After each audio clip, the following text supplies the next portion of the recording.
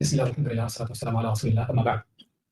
پہلی بات تو آپ سبھی بھائیوں بہنوں کا اس مسئلے کے لیے جمع ہونا اور اللہ کے فضل سے اتنی بڑی تعداد میں اس بات کی دلیل ہے کہ یہاں پر آنے والوں کے دل میں ان مسلمان بھائیوں کا درد ہے اور ان کے درد کا احساس ہے، اور مسلمان ہوتا ہی وہ ہے کہ جس طرح کہ نبی کریم صلی اللہ علیہ وسلم کا فرمان ہے کہ مسلمانوں کی مثال ایک جسم کی ہے کہ جسم کے ایک حصے میں کہیں تکلیف ہوتی ہے تو پورا جسم اس تکلیف سے بے چین ہوتا ہے۔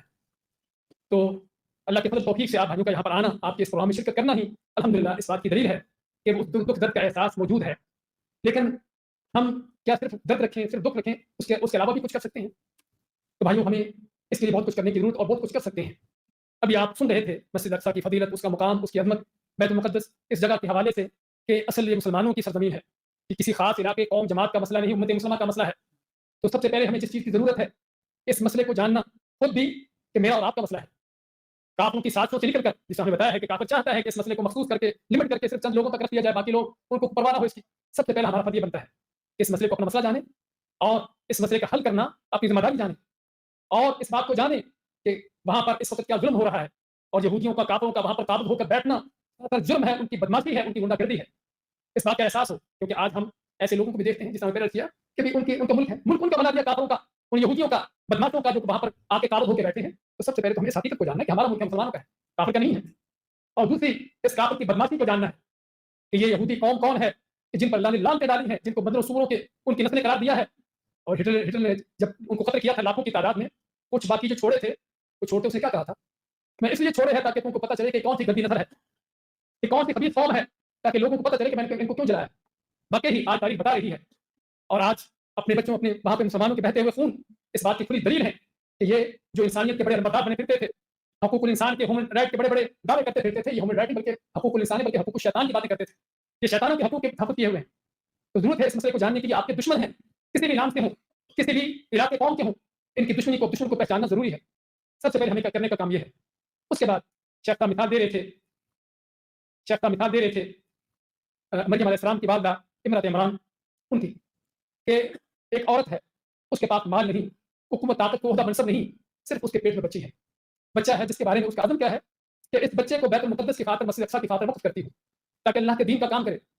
اللہ نے اس کے اس عظیم نیت کو کس انداز سے لیا کہ قرآن کی صورت ہی ان کے نام سے رکھ دی، آل عمران، اور ان سے پیدا ہونے والی بیٹی، اس کو قرآن نے جگہ جگہ اس کا ذکر بھی کیا، بلکہ اس کے نام کی صورت نازل کرتی سورہ مریم کے نام سے۔ صرف مثال دے رہے ہیں کہ اللہ تعالیٰ نیتوں کو دیکھتا ہے، انسان کے ارادوں کو دیکھتا ہے کہ آپ کا عزم ارادہ کیا ہے، یہ نہیں دیکھتا کہ آپ کے پاس وسائل کیا ہیں، آپ کے پاس قوت طاقتیں کیا ہیں۔ اس لیے اگر مسلمان چاہے کتنا بھی کمزور کیوں نہ ہو، مالی لحاظ سے کتنا بھی فقیر غریب کیوں نہ ہو، کتنا بھی اس کے پاس ہر لحاظ سے کوئی اس کے پاس قوت طاقت، کسی طرح کا کوئی ہلا وسیلہ نہ بھی ہو، تب بھی اس کی خلوص نیت اللہ کے لیے، اپنے مسلمان بھائیوں کے لیے اس کے دل کے اندر دکھ درد ہونا، ہاں یہ وہ چیزیں ہیں جس کی اللہ تعالیٰ قدردانی کرتا ہے۔ تو ضرورت ہے ہمیں اپنے مسلمان بھائیوں کے لیے اس مسئلے کے لیے جو بھی کچھ کر سکتے ہیں کرنے کے حوالے سے، جس طرح ہمیں اب یہ چیزوں کے بارے میں سنا ہے، صرف سننے پر اکتفا نہیں کریں، بلکہ مزید ان چیزوں کے بارے میں معلومات لیں اور ان چیزوں کی معلومات لے کر آگے پھیلائیں، آگے لوگوں تک پہنچائیں۔ یہ اہم ترین فریضہ ہے آپ کا۔ اگر یہودی ان پر بم برسا رہا ہے، میزائل پھینک رہا ہے آپ کے بھائیوں پر، تو یہودیوں کے ایجنٹ، ان کے میزائل آپ پر گرتے ہیں۔ ہاں، وہ جو آپ پر میزائل گرتے ہیں وہ غزہ پر گرنے والے میزائلوں سے کہیں زیادہ خطرناک ہے۔ جو غزہ پر میزائل گرتا ہے یا بم گرتا ہے وہ تو صرف مکان گرائے گا، کسی آدمی کو قتل کر دے گا، اور جو آپ پر گر رہا ہے وہ آپ کے سوچ کو، آپ کی فکر کو، اور آپ کی مسلمان بھائی کے لیے جو دکھ درد ہونا چاہیے اس کو قتل کر رہا ہے۔ اصل قتل یہ ہے، اور یہ میرا اور آپ کا کام ہے۔ نہ سمجھے کہ جہاد صرف لڑنے سے ہوتا ہے، اس کے بہت سے میدان ہیں، اور آج اہم ترین جو میدان ہے وہ یہ ہے کہ ہم حقائق کو جانیں خود بھی کہ حقیقت کیا ہے، اور اس کو پہچان کر آگے لوگوں تک پہنچائیں۔ آج کافروں کے ایجنٹ مختلف ناموں سے، مختلف انداز سے وہ طرح طرح کے شبہات، طرح طرح کے پروپیگنڈے اس انداز سے لوگوں کے اندر پھیلا رہے ہیں تاکہ مسلمان کو، دوسرے مسلمان کا کوئی احساس نہ رہے۔ کو مرتا ہے مرے اپنے ملک میں، ہمیں کیا اس سے، ہاں ان کا یہ جرم تھا، ان کا وہ جرم تھا، اس انداز سے اور ان کے اوپر شبہات پیدا کر کے۔ تو ضرورت ہے ہم کو ان پروپیگنڈوں کو رد کرنے کی، حقیقت کو جاننے کی، اور یہ کہ ہم مسلمانوں کا مسئلہ ہے، ہمارے مسلمان بھائیوں کے خلاف جنگ چل رہی ہے، اس حقیقت کو جاننے کی، اس کو آگے لوگوں تک پہنچانے کی، اپنے گھروں میں اپنی تربیتیں کرنے کی۔ اور بھائیوں، سب سے اہم کام جو ہم سبھی کے کرنے کا ہے، مردوں کا، عورتوں کا، بڑوں کا، وہ کیا ہے؟ اللہ کے دین کی طرف لوٹنا۔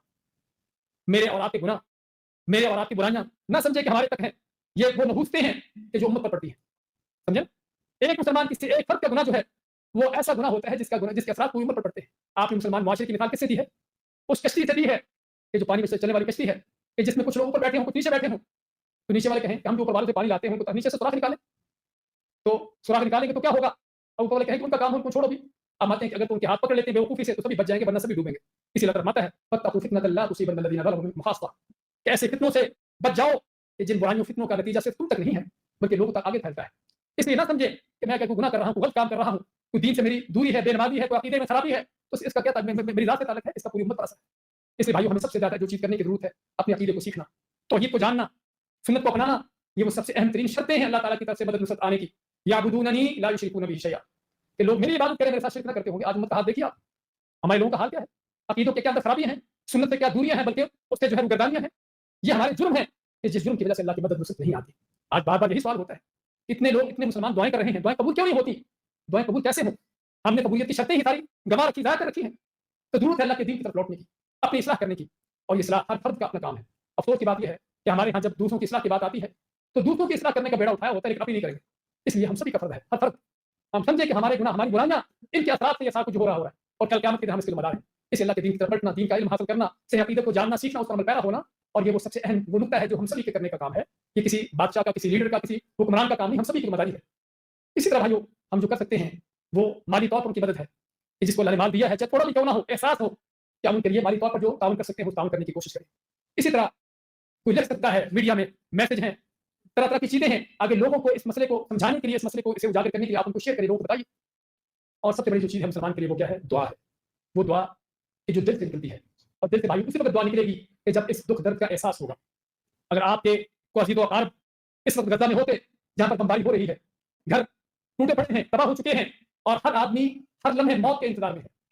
अभी कल ही मेरे एक भाई से राब्ता हुआ कि जिनके अहल व अयाल वहाँ पर हैं, बता रहे थे कि हाल क्या है। इनसे बात हो रही थी थोड़ी देर पहले, यही बता रहे थे कि वहाँ का हर आदमी, हर शख़्स जैसे मौत के इंतज़ार में है। अगर हमारे हम में से किसी के वहाँ पर अहल व अयाल होते, तो हमारे क्या एहसासात होते भाई? क्या कुछ दर्द होते, क्या एहसास होता? तो इस एहसास के साथ ज़रूरत है दिल से दुआएँ निकालने की। वो सिर्फ़ खाली ज़बान के अल्फ़ाज़ नहीं, हाँ, ये दिल की दुआएँ, ये आपके नेक अमाल, आपके अल्लाह की तरफ रुजू और तक़वा नेकी, ये वो अहम तरीन चीज़ें हैं कि जो आपके लिए अल्लाह ताला की मदद नुसरत लाने के लिए काफ़ी हैं। साद बिन अबी वक़्क़ास रज़ियल्लाहु तआला अन्हु जब ईरान को फ़तह कर रहे थे, उस वक़्त का फ़ारस, तो उस वक़्त का जो कैपिटल था फ़ारस का मदाइन, उस पर हमला करने लगे, तो वहाँ दरिया दजला था, उसके पुल उन्होंने उड़ा दिए, पुल सारे उखाड़ दिए, ताकि मुसलमानों की फ़ौज पुल दरिया ना पार कर सके। अब मुसलमान देख रहे हैं, बड़ा दरिया है, कैसे पार होगा? तो साद बिन अबी वक़्क़ास अपने कमांडरों को जमा करते हैं और कहते हैं कि जाओ, मुझे फ़ौज की, लश्कर की, मुसलमानों की फ़ौज की हालत बताओ क्या है? उसकी रिपोर्ट दो मुझे आकर, उसकी रिपोर्ट दो मुझे आकर। तो रिपोर्ट देते हैं कि दिन को वो जिहाद की तैयारी कर रहे होते हैं, अपने असलों को तेज़ कर रहे होते हैं, और रात को अल्लाह की बारगाह में नमाज़ें पढ़ रहे होते हैं। तो साद बिन वक़्क़ास फरमाते हैं कि अगर इस लश्कर का ये हाल है, तो इस लश्कर को पुलों की ज़रूरत नहीं है। और फिर वो तारीख़ बताती है कि मुसलमानों की फ़ौज अपने घोड़ों समेत दरिया में कूदती है और दरिया पार करती है। कहने का मकसद, मैं सिर्फ़ एक मिसाल इसलिए पेश करना चाहता हूँ कि उन लोगों का तक़वा नेकी, अल्लाह के साथ उनका ताल्लुक, ये वो चीज़ थी जो अल्लाह की मदद नुसरत लाती थी। तो ज़रूरत है आज हमारे अपने अंदर ये चीज़ें पैदा करने की। ये हैं वो अहम तरीन वो चीज़ें जो हम अपने भाइयों के लिए कर सकते हैं और करने की बल्कि ज़रूरत है, ताकि कल अल्लाह के यहाँ कम अज़ कम कुछ अपनी ज़िम्मेदारी का अल्लाह ताला को बता सके। अल्लाह जो हमसे हो सका किया।